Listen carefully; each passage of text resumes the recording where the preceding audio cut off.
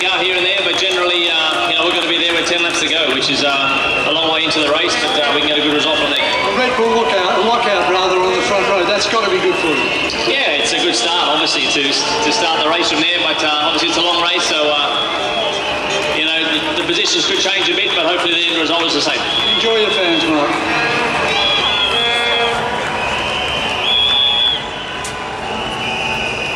Mark Webber on screen there, and Red Bull Racing RB7 Renault Power, which that deal has been renewed for the next 5 years with that organisation, and Mark is going to start from position 2 on the grid. With Vitaly Petrov driving for Renault for 2011, and going back and looking at the way in which Red Bull will dominate from the front row of the grid this evening, of course you've got Sebastian Vettel, who's the reigning world champion. He was also the runner-up in 2009.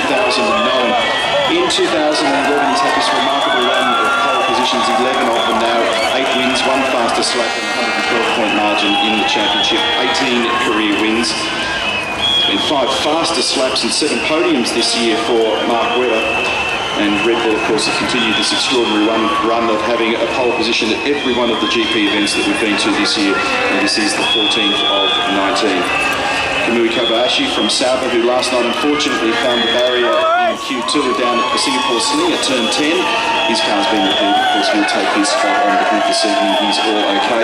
Disappointed, of course, to be starting from 17th. Those guys have been very strong. Lewis Hamilton on screen at the moment. Vodafone McLaren Mercedes enjoying the fans. And he is going to start from position 4 this evening. He's well and truly in this battle. 5th in the championship, 158 points. It was a difficult qualifying for him last night. Initially in Q2 they had a puncture with that car, brought it in. In fact, they went to the stewards last evening to try and recover one of those super soft tyres in order for Lewis to have the full availability of 3 sets for the race tonight, because they have 6 sets of tyres available to them for the race. 3 sets of the hardest soft tyre, 3 sets of the super soft tyre.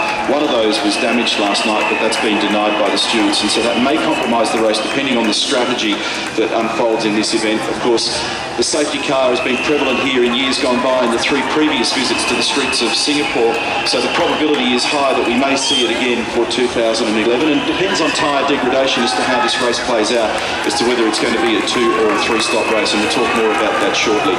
Daniel Ricciardo, who made his Grand Prix debut at the British Grand Prix earlier this year, enjoying his time with HRT Hispania Racing, and he will qualify and start from position 23 for tonight's Grand Prix.